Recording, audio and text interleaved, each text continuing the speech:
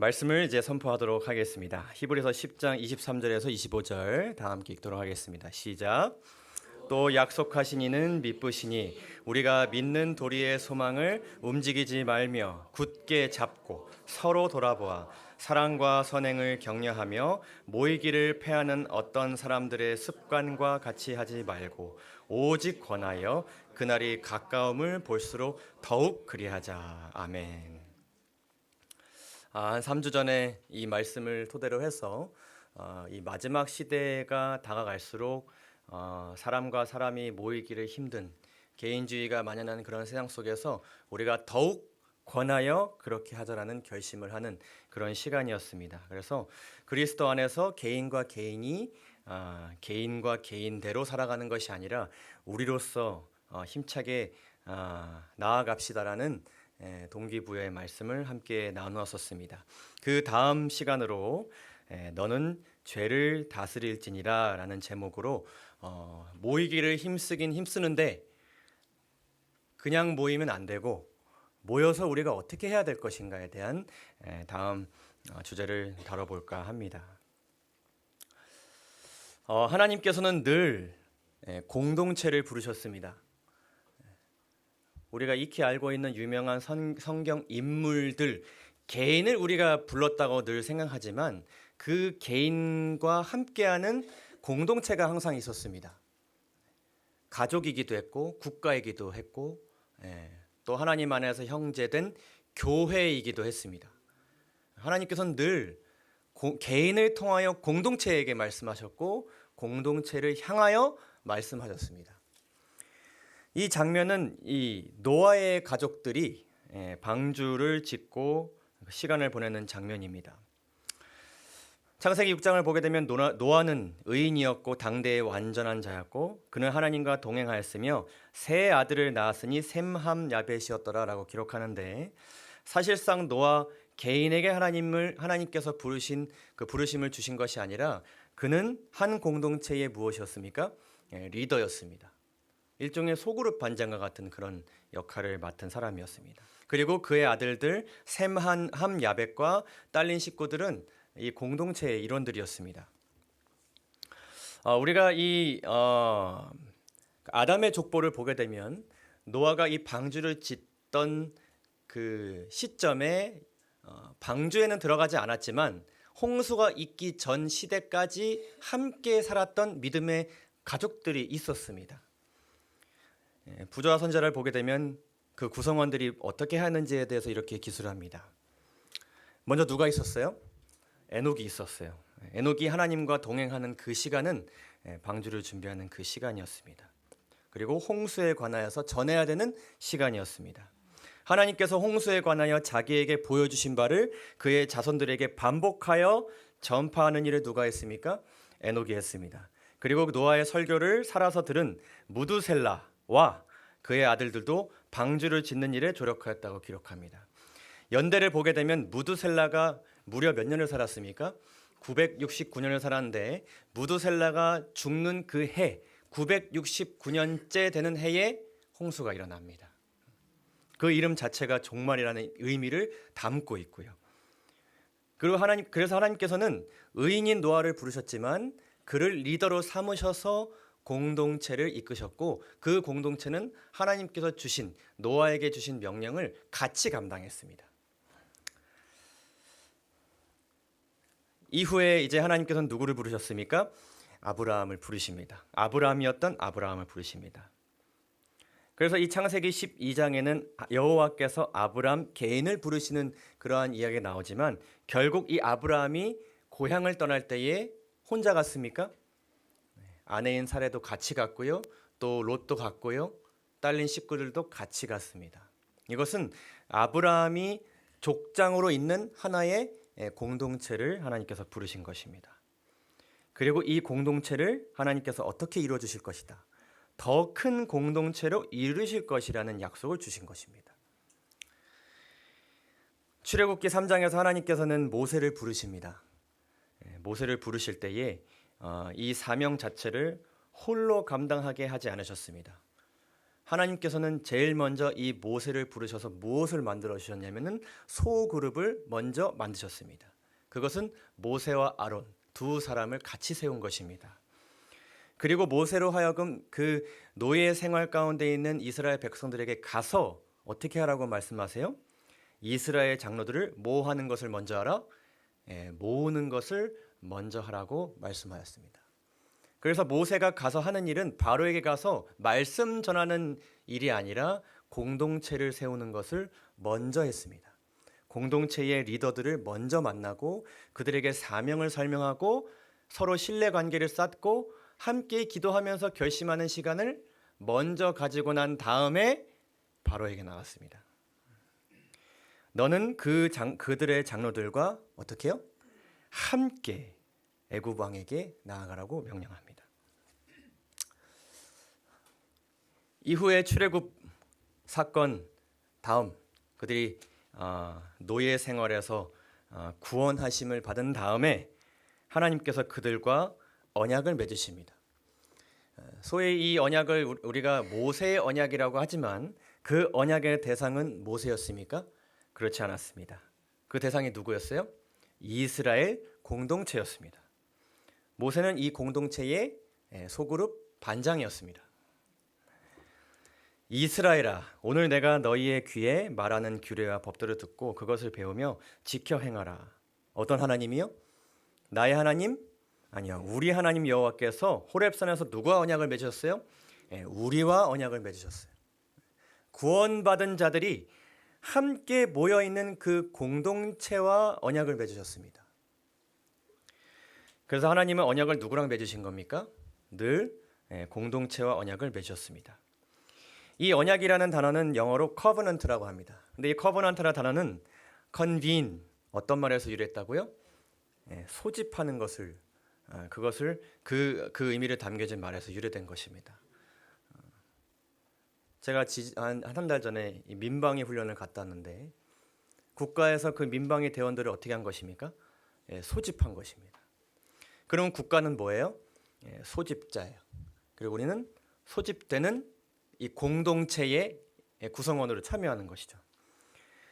그래서 하나님께서는 늘 어떤 사역을 먼저 하시고 중요하게 여기셨냐면 소집자로서 인간을 모으는 사역을 하면서부터 인간과 관계를 맺으시고 사역을 시작하였습니다. 그리고 먼저 지도자와 최초의 관계를 맺으시고 그 지도자와 함께하는 공동체의 모든 구성원들을 인간 공동체로부터 이렇게 이끌어내십니다. 탈출시키시기도 하고 꺼내시기도 합니다. 아브라함도 마찬가지였고요. 모세도 마찬가지였습니다.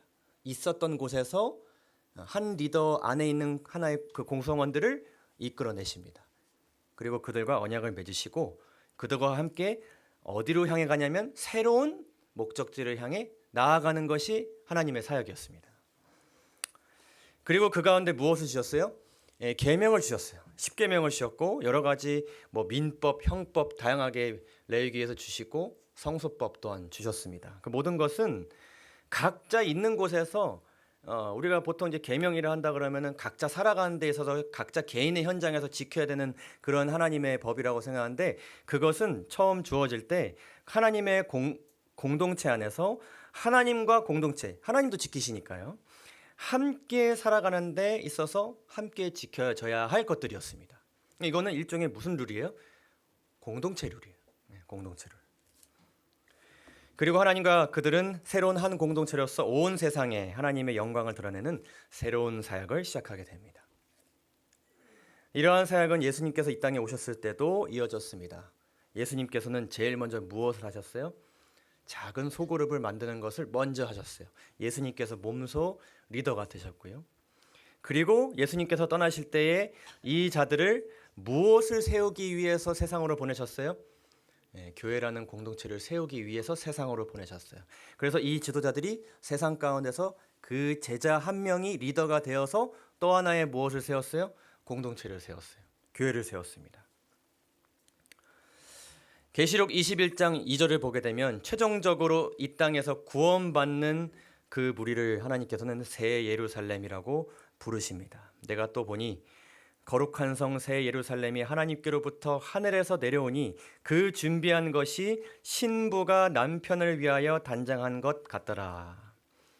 영감의 글을 보게 되면 이것에 대해서 이렇게 설명하십니다. 그리스도와 교회의 관계는 매우 밀접하고 신성한 것이다. 그러니까 그리스도와 뭐의 관계예요? 공동체의 관계예요. 이는 그리스도는 신랑이요 이 공동체가 신부인 것입니다. 개인이 신부가 아니라 누가 신부예요? 교회, 이 공동체가 신부예요. 그러므로 그리스도와 관련을 맺는 것, 내가 그리스도와 관계를 맺는 것, 이것 자체가 뭐와 관련을 맺는 것과 같아요? 공동체와 맺는 것과 같아요. 예수님과 개인적으로 관계도 맺으면서 교회랑 관계를 맺는 게 아니라 예수님과 관계를 맺으면 곧 그게 누구랑 관계를 맺는 거예요? 공동체와 관계를 맺는 거예요. 똑같은 개념입니다. 그래서 하나님께서 사람을 모아서 만드신 공동체 안에서 우리가 모이기를 힘쓰라라는 그 명령은 누구와 교제하기를 힘쓰라는 말과 동일해요? 예수님과 교제하기를 힘쓰라라는 말과 같은 말입니다. 자, 그래서 우리는 그 비전을 세운 것입니다. 함께 더욱 권하여 마지막 때일수록 모이자는 것입니다. 자, 그런데요. 모이기만 하면 되는 것인가? 이것이 문제입니다. 모이는 것에 대한 부담이 혹시 여러분들의 마음 가운데 있으십니까? 그동안 많은 모임 가운데 참여하셨을 것이고 또 소속되셨을 것입니다. 가족이든 회사든 친구 관계든 교회든 사람과 사람이 어우러지는 그 모임이 지금까지 잘 유지되는 모임도 있겠지만 그렇지 않은 모임들도 참 많죠. 이 인간이 함께 모임으로 일어날 수 있는 두 가지 상반된 일들이 있습니다. 일단은 사람이 모임으로 인해서 조화로운 일이 일어날 수 있습니다. 동시에 부조화가 같이 일어날 수 있습니다. 사람들이 모였을 때 함께 모두가 조화되는 경우도 있지만 내가 이 사람과 조화되는 경우도 있고 저 사람과는 좀 부조화되는 경우도 동시에 있어요. 나는 이 사람과 조화됐다고 생각하는데 저 사람은 나랑 부조화되고 있다고 생각하는 경우도 있어요. 가까워짐과 멀어짐이 동시에 일어납니다. 가까워지는 것 같으면 내가 너무 가까워지는 건가? 멀어지는 것 같으면 또 내가 멀어지는 걸까? 나는 요만큼 가까워진 게 가까워졌다고 생각하는데 저 사람은 너무 가깝다고 생각하는 경우도 있어요. 멀어져야 된다고 생각하는데 저 사람은 또 다가오기도 해요. 이것이 동시에 일어납니다. 그로 인해 사랑과 미움의 마음은 동시에 일어납니다. 저 사람을 사랑하기도 하고 미워하기도 하는데 사랑하면서 미워하기도 합니다. 기쁨과 고통은 늘 공존하며 늘 좋은 일이 계속되는 선순환과 늘 안 좋은 일이 반복되는 악순환이 계속됩니다. 이러한 인간의 모임을 우리가 일단은 이해할 필요가 있습니다. 왜 이런 일들이 일어나는 것인가? 그것을 이해하기 위해서는 우리가 태초의 이야기로 다시 돌아가야 합니다. 창세기 2장 18절을 보시게 되면 여호와 하나님이 이르시되 사람이 혼자 사는 것이 좋지 아니하니 내가 그를 위하여, 누구를 위하여? 혼자 있는 그 대상을 위하여서 돕는 배필을 지으리라 하셨습니다. 이것은 뭐와 반대되는 것이냐면 하나님께서 창조하신 것들을 보시기에 심히 보기 좋은 거랑 반대되는 모습이죠. 그러니까 창조의 질서랑 어긋나는 모습이 어떤 모습이냐면 혼자 있는 거예요. 그래서 하나님께서 그를 위해서 혼자 있지 않도록 하기 위해서 돕는 배필을 지어주신 것입니다. 그리고 이 하나의 공동체를 하나님께서 만드셨는데 하나님과 인간 그리고 인간과 인간 사이의 이 공동체 안에는 어떤 마음이 존재하지 않았냐면 내 모습이 이렇게 다 드러나는 것에 대해서 부끄러운 마음이 없었어요. 근데 이제 뭐가 들어왔어요? 죄가 들어왔어요. 그들의 눈이 밝아져 자기들이 어떻게 된 줄을 알게 됐어요. 벗은 줄을 알게 됐어요. 내 이 모습 이 자체, 모든 것이 상대에게 드러나는 것이 어떻게 되기 시작했어요? 부끄러워지기 시작했어요. 그래서 그들은 무화과 나무 잎을 엮어서 치마로 삼아서 그것을 어떻게 했어요? 가리기 시작했어요. 그들이 그날, 무슨 날이요? 죄가 들어온 그날, 죄에 넘어진 그날, 바람이 불 때 동산에 거니시는 여호와 하나님의 소리를 듣고 아담과 그의 아내가 여호와의 하나님의 낯을 피합니다. 다 드러냈던 그 대상을 내가 어떻게 시작합니까? 피하기 시작해요. 그리고 어떻게 합니까? 숨습니다. 그날 이후로 인간이 모이는 모든 곳에는 죄로 인해서 가까워짐에 대한 굶주림이 일단은 있습니다. 그것은 하나님께서 인간에게 주신 하나님의 품성입니다. 혼자 있는 것은 좋지 않다고 여기는 그 마음, 동시에 어떤 마음이 공존하기 시작했냐면 가까워짐에 대한 두려움이 동시에 생겨났습니다. 무화과 잎으로 나를 가리려고 하는 그 마음이 동시에 이 상반된 마음이 공존하게 된 것입니다.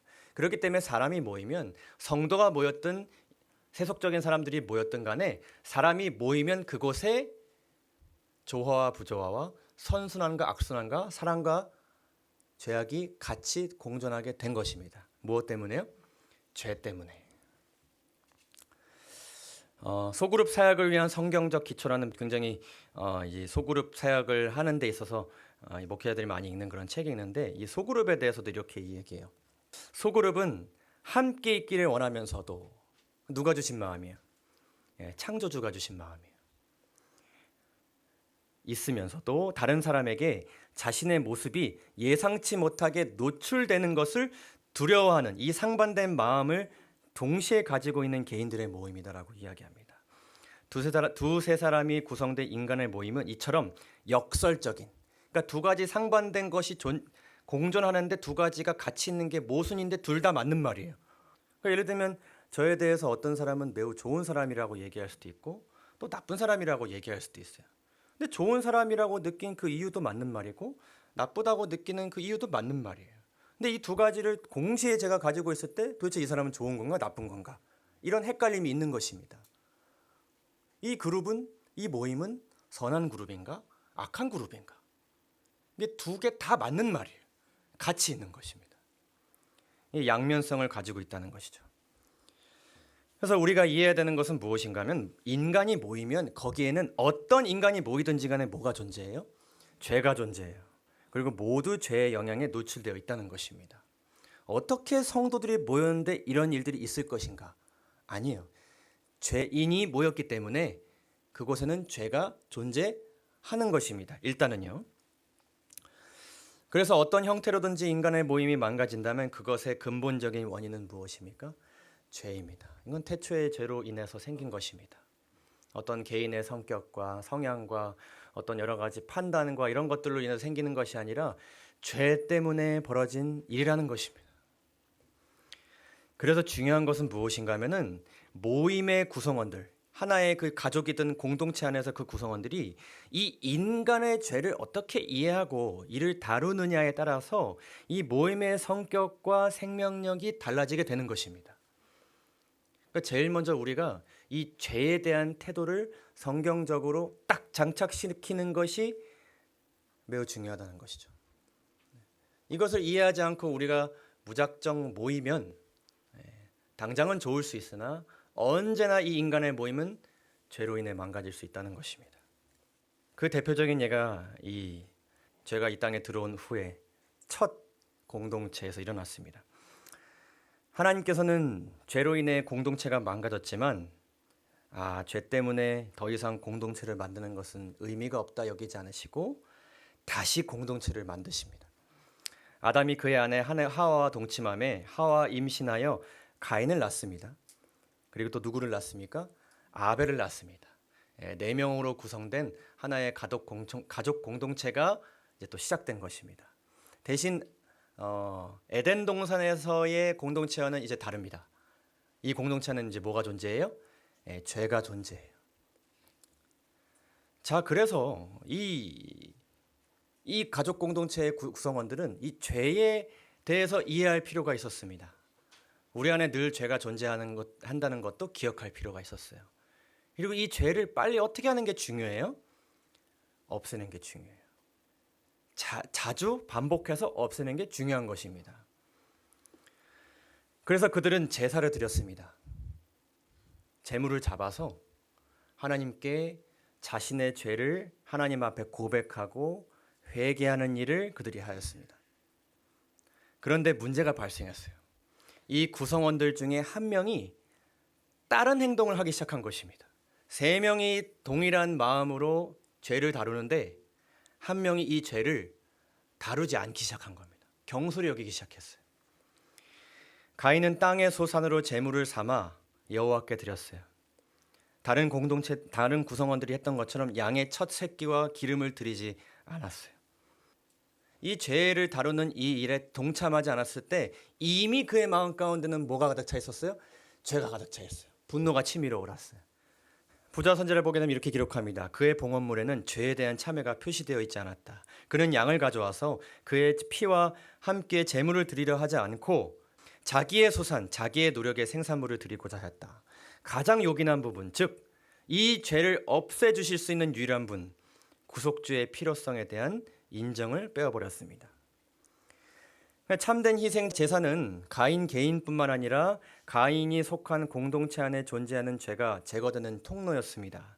공동체의 일원이 이를 중요하지 여기지 않자 문제가 발생했고 공동체 안에 들어온 죄를 제거하는 일에 충실하지 않는 것이 이 공동체의 가장 큰 문제점이었습니다. 그래서 벌써 이 죄에 지배된 가인에게 하나님께서 다가가시고 이렇게 말씀하십니다. 내가 분하여 함은 어찌 됨이며 안색이 변함은 어찌 됨이냐. 내가 선을 행하면 어찌 낯을 들지 못하겠느냐. 성을 행하지 아니하면 죄가 문에 엎드러져 있느니라. 문에 엎드러져 있다는 것은 이 코앞에 다가왔다는 것입니다. 이 선을 행한다는 것은 어디에서 우러나는 것입니까? 하나님께 대한 이 죄에 대한 그 참회가 동기가 되어서 우리가 선을 행하는 것이지 않습니까? 그것이 없기 때문에 죄가 코앞까지 왔다는 것이죠. 죄가 너를 원하나 너는 무엇을 다스릴지라? 죄를 다스릴지라 라고 말씀하십니다. 지금 이 문제가 균열이 생겼고 이 다른 공동체 일원에 대한 나쁜 마음이 가졌을 때 지금 뭘 다스리는 게 급선무예요? 죄를 다스리는 것이 급선무인 것입니다. 그러나 가인은 이 죄를 다스리지 않았습니다. 죄를 해결하는 그 방법을 그는 받아들이지 않았습니다. 그리고 이 분노는 더욱더 커져서 자신의 아우인 그 형제인 가족인 그 사람을 죽이는 그러한 마음으로 커지게 되었던 것입니다. 결국에는 이 공동체가 어떻게 되었습니까? 망가졌습니다. 깨어졌습니다. 4명 중에 2명이 이 공동체를 떠나게 됐습니다. 그래서 우리가 하나님의 공동체의 구성원들로서 우리가 모이게 되었을 때, 모인다는 것은 꼭 소그룹만을 이야기하는 것이 아니라 우리가 평소에 만날 수도 있고 혹은 우리가 점심시간에 같이 식사를 할 수도 있습니다. 그럴 때 우리가 제일 먼저 해야 되는 것은 무엇을 다스리는 것입니까? 죄를 다스리는 것입니다. 다른 번역이 이렇게 기록합니다. 죄의 소원, 죄를 짓고 싶은 그 소원이 내게 있으나 지금 이 죄를 먼저 다스리는 것이 중요한 것입니다. 그것이 세상에 대한 것이든 나와 함께 있는 사람에 대한 것이든 나와 함께 있지 않은 제3자에 대한 것이든 죄가 만들어낸 그 마음을 먼저 뭐 하는 게 중요해요? 다스리는 게 중요해요. 다스린다는 것은 어떤 의미입니까? 하나님께서 창조 때에 우리로 하여금 만물을 다스리라고 하셨는데 이 다스린다는 것은 일종의 주도권을 지는 것입니다. 죄가 내 앞에 놓여 있고 내 소원을 잠식시키려고 가까이 다가왔는데 이 대쟁투 속에서 무엇을 잡으라는 거예요? 주도권을 잡으라는 것입니다. 내가 이거 없애겠다. 그러나 내 힘으로 할 수 없으니 누구를 찾는 거예요? 예수님을 마음으로 찾고 그리고 우리 형제들과 함께 그것을 하는 것입니다. 자, 성소의 기별에도 이렇게 맥락의 말씀이 나옵니다. 이 성소는 왜 하나님께서 지으라고 명령하였습니까? 어떤 목적으로 이 성소가 지어졌습니까?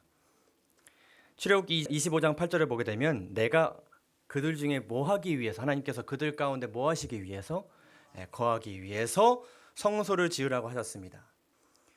그러니까 성소를 지음으로 인해서 이 인간 공동체가 하나님과 함께 한 공동체가 되는 것입니다. 이 성소를 통해서요. 함께 있고 싶다는 것이죠. 근데 성소 안에서 하나님과 인간이 같이 있기 위해서는 여러 가지 요소들이 있어야 됩니다. 제일 중요한 건 무엇일까요? 성소에 일단 하나님이 계셔야 됩니다. 그렇죠? 그리고 그곳에 누가 와야 됩니까? 사람이 와야 됩니다. 사람과 하나님이 그곳에 있어야 됩니다. 그런데 문제는 무엇인가 하면 뭐가 방해물이에요? 죄가 방해물이에요. 사람은 죄 때문에 하나님과 함께 있을 수가 없어요. 그래서 그곳에는 그 함께 있는 그 한 장소에는 무엇을 해결하는 장치가 있어야 돼요? 죄를 해결하는 장치가 있어야만 그 공동체가 같이 있고 싶을 때 같이 있을 수가 있는 것입니다. 그래서 죄를 해결하려면 방법은 무엇이에요? 피 흘림이 있어야 되는 것입니다.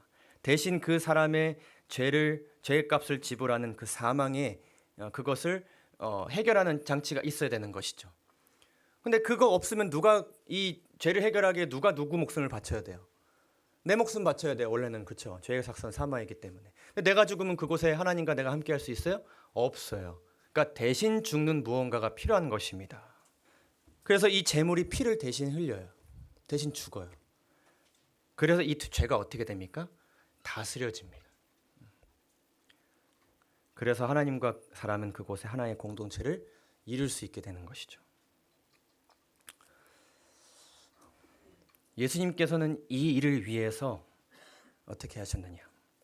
요한복음 16장 32절입니다. 예수께서 대답하시되 이제는 너희가 믿느냐? 보라, 너희가 다 각각 제 곳으로 흩어지고 나를 어떻게 둘 때가 올 것이다? 혼자 둘 때가 올 것이다. 이것이 죄가 지배된 인간의 공동체의 모습입니다. 예수님을 우리 가운데 같이 두는 것이 아니라 홀로 두고 각자가 어떻게 해요? 흩어져요. 그것이 인간 사회의 모습입니다.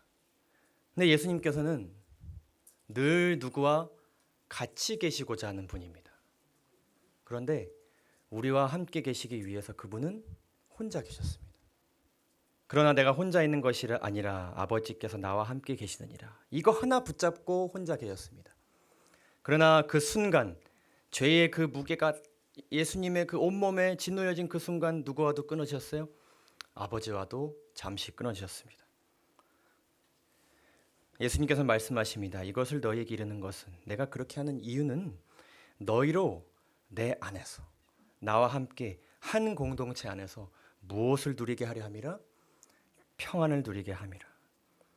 세상에서는 너희가 환난을 당하나 담대하라. 내가 홀로 세상을 이겼으니 나와 함께 환난 가운데서 이겨내자는 우리 예수님의 초청입니다. 그래서 이제는 멀리 있던 너희가 이 공동체가 예수 그리스도 안에서 그분의 피로 어떻게 됐습니까? 가까워졌습니다. 가까워졌습니다. 그는 우리의 화평이신지라. 그분의 그 홀로 계신 덕분에 우리가 화평이신 그분과 함께 어우러져 그 화평을 누리면서 살 수 있게 된 것입니다. 그 화평은 둘이 하나가 되는 화평이었습니다. 원수된 것, 곧 중간에 막힌 담이 그분의 몸으로 인하여서 피로 인하여서 헐어지는 그 화평이었습니다. 그래서 야고보서 5장 16절에는 교회로 하여금 이렇게 할 것을 권면합니다. 그러므로 너희 죄를 어떻게 고백하라고요? 서로 고백하라. 저는 이 말씀에 대해서 묵상하면서 이런 교회가 있을까? 서로 죄를 고백한다는 것은 도대체 어떤 공동체일까? 이게 어떤 것이냐면요. 우리가 다 이 무화과나무 잎으로 각자 가리고 싶은 것을 가리고 오는 것입니다. 그리고 우리가 모여서 그걸 뭐 하는 거예요? 치우는 것입니다. 이렇게 할 수 있는 공동체가 있을까?